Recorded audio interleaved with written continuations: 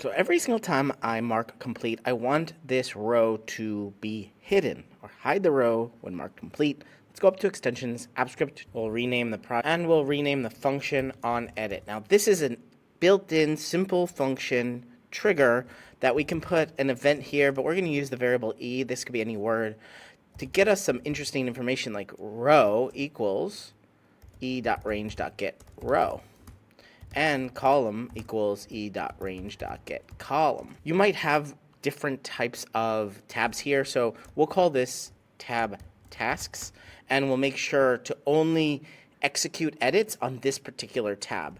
So we need to know the sheet as well. So variable sheet is equal to spreadsheet_app.getActiveSpreadsheet, getActiveSheet, getName. It's going to get us the name. Now, if, and in parentheses, we're going to say row is greater than 1, meaning we have everything that's not the header. If we want to edit the header, we want to do that without having to do anything.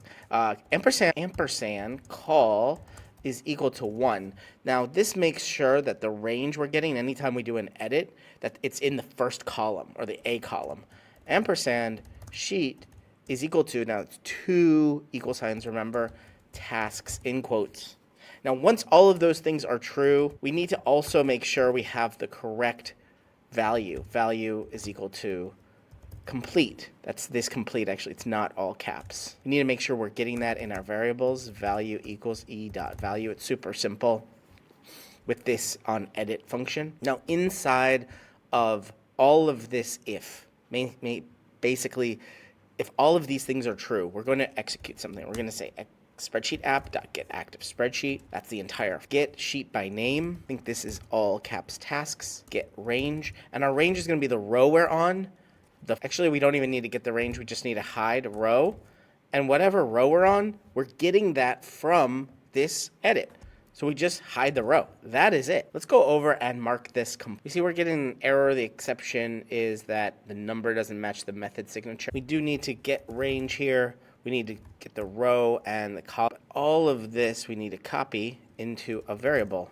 Range equals this range, and then put it inside of this high row. Let's mark off this website design as complete, and now it's hidden. And each time we complete a task, even this first one, hit complete again, it's going to hide all of the rows that we mark as complete. If you want this app script, it's down in the description below. You're watching Better Sheets here on YouTube. Make sure you check out this video or this video and subscribe right now to get more tips, tricks, how-tos, get more out of your Google Sheets than you ever have before.